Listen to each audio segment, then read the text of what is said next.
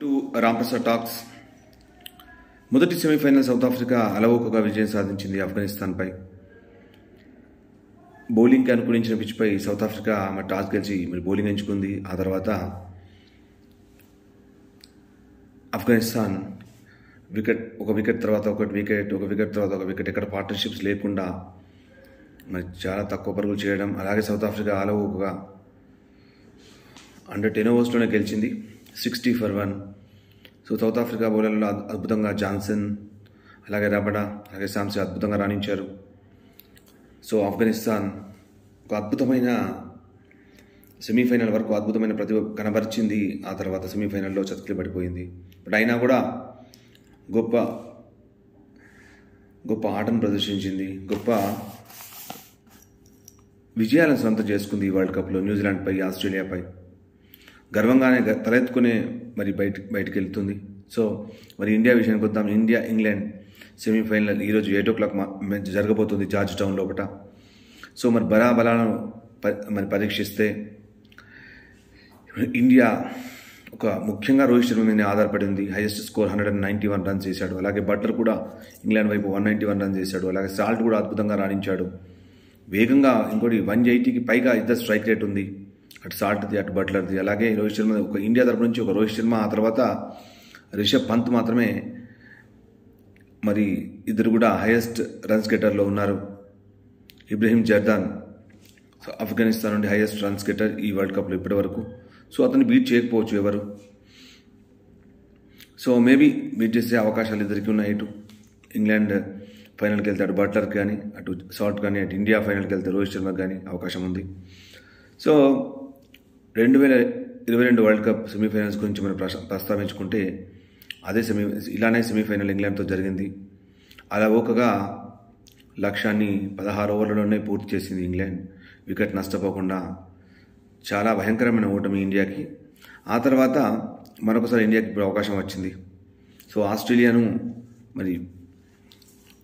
ఘనంగా ఓడించి ఇప్పటి వరకు అపజయమనే ఎరగకుండా ఇండియా ప్రయాణం. అలాగే ఇంగ్లాండ్ తడబడుతూ వచ్చింది. వేరే వాళ్ళ రిజల్ట్స్ మీద ఆధారపడి నాకౌట్స్ దశకు చేరుకుంది. ఆ తర్వాత సెమీఫైనల్ కూడా చేరుకుంది.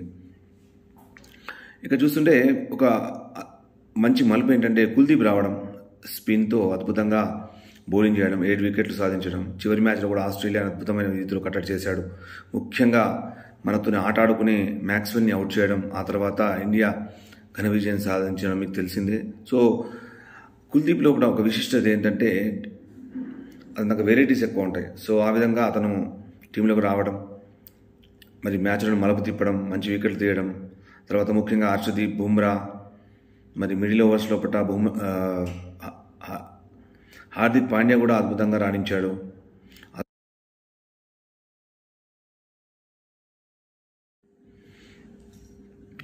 ఆ తర్వాత ముఖ్యంగా ఇంగ్లాండ్ బలానికి వచ్చేస్తే అటు ఆదిల్ రషీద్ అద్భుతమైన బౌలర్, ఇండియాతో చాలా మంచి రికార్డు ఉంది.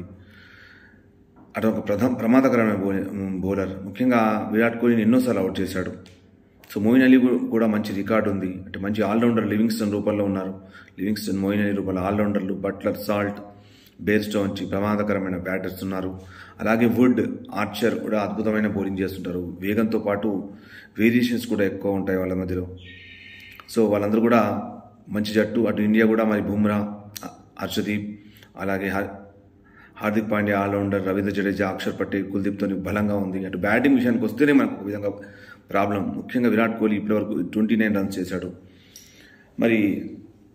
విరాట్ కోహ్లీ మీద వాళ్ళు కన్నేసి ఉంచుతారు. ఎందుకంటే విరాట్ కోహ్లీని ఒకవైపు కట్టడి చేయడం, అలాగే రోహిత్ శర్మ కట్టడి చేయడం. ఎందుకంటే రోహిత్ శర్మకు ఒక విధమైన ప్రాబ్లం ఏంటంటే అటు విరాట్ కోహ్లీ పరుగులు సాధించకపోతే ఆ బాధ్యత కూడా తన మీదనే ఉంటుంది. సో చివరి మ్యాచ్లో మనం చూసాం ఆస్ట్రేలియాతో, అతను ఒక్కడిగానే రాణించాడు. మిగతా వాళ్ళు తలొచ్చి వేశారు కానీ అంతగా ప్రభావం చూపలేకపోయారు. కనీసం మనం ముందుగా రోహిత్ శర్మ బ్యాటింగ్ చూసినట్టయితే ఇండియన్ స్కోర్ మేబీ 240, 250 దగ్గరగా వెళ్తుంది అనుకున్నాను. కానీ 206 వరకే మనం కట్టడి చేయడం జరిగింది ఆస్ట్రేలియా.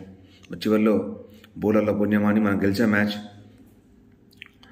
అలాగే ముఖ్యంగా ఇండియా గెలవాలంటే ఆదిల్ రషీద్ని ఆపాలి. అలాగే బట్లర్, సాల్ట్ ఓపెనింగ్ భాగస్వామ్యాన్ని విడదీయాలి. మిడిల్ ఓవర్స్లో అద్భుతంగా బౌలింగ్ చేయాలి. చివరిలో మళ్ళీ బౌలింగ్ చేసే సత్తా ఉన్న బుమ్రా ఉన్నాడు, హర్షదీప్ ఉన్నాడు కనుక ప్రాబ్లం లేకపోవచ్చు. మరి మిడిల్ ఓవర్స్లో ముఖ్యంగా స్పిన్ బౌలింగ్, అలాగే అక్షర్ పటేల్, రవీంద్ర జడేజా, కుల్దీప్ మీద ఆధారపడి ఉంటుంది. వికెట్లు తీయడం అలాగే కట్టడి చేయాల్సి వస్తుంది. బట్ ఈ మ్యాచ్లో వర్షం కూడా పెద్ద అడ్డంకిగా ఉంది. బట్ వర్షం అడ్డంకి ఉన్నా కానీ మనకు చాలా టైం ఇచ్చారు, రిజర్వ్ డే లేదు. ఒకవేళ వర్షంతో మ్యాచ్ ఆగినట్లయితే ఇండియా ఫైనల్కి వెళ్తుంది. ఎందుకంటే గ్రూప్ దశలో ఇండియా నెంబర్ 1 పొజిషన్లో ఉంది, ఇంగ్లాండ్ నెంబర్ 2 పొజిషన్లో ఉంది కనుక ఇండియాకు ఒక మంచి అవకాశం. అలాగే టాస్ గెలిస్తే ఎవరైనా బ్యాటింగ్ తీసుకునే అవకాశం ఉంది. ఎందుకంటే జార్జ్ టౌన్లో ఇప్పటివరకు 5 మ్యాచ్లు జరిగాయి.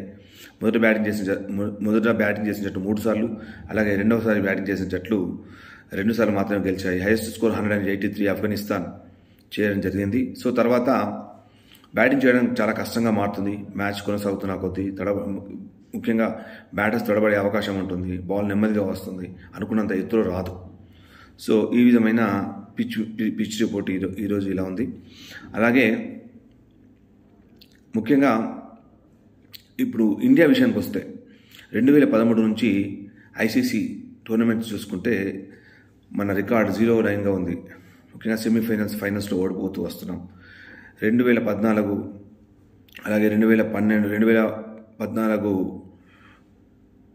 వరల్డ్ కప్, అలాగే 2012 ఛాంపియన్స్ ట్రోఫీ, అలాగే 2021, 2023 ప్రపంచ టెస్ట్ ఛాంపియన్షిప్ ఫైనల్స్లో, అలాగే 2023 వన్డే వరల్డ్ కప్లో ఇండియాలో జరిగింది, అది కూడా ఓడిపోయినాం. సో ఇవన్నీ కూడా ఫైనల్స్లో ఓడిపోయినాం. అలాగే సెమీఫైనల్స్ విషయానికి వస్తే 2015, 2019 వన్డే వరల్డ్ కప్లో, అలాగే 2016, 2022 T20 వరల్డ్ కప్లో సెమీఫైనల్స్ చేరి ఓడిపోవడం జరిగింది చూసాం మనం. అలాగే గ్రూప్ దశలో అద్భుతమైన ప్రతిభ కనబరుస్తూ నాకౌట్ దశలో సెమీఫైనల్స్, ఫైనల్స్ లోపల మనం చేతులెత్తేయడం చూస్తున్నాం. ఇది ఒక పరిపాటిగా సాగుతుంది 2013 నుంచి. సో ఈ విధంగా కొనసాగితే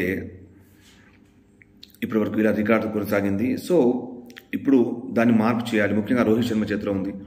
రోహిత్ శర్మతో పాటు మిగతా ప్లేయర్ అందరూ కూడా తలో చేయి వేస్తే ఇక్కడ విజయం సాధించడం పెద్ద కష్టమేం కాదు. ఉన్న ఫామ్ చూస్తే ఇండియా బలంగా కనిపిస్తుంది ఇంగ్లాండ్తో. ఎందుకంటే ఇంగ్లాండ్ తడబడుతూ ఆడడం చూసాం.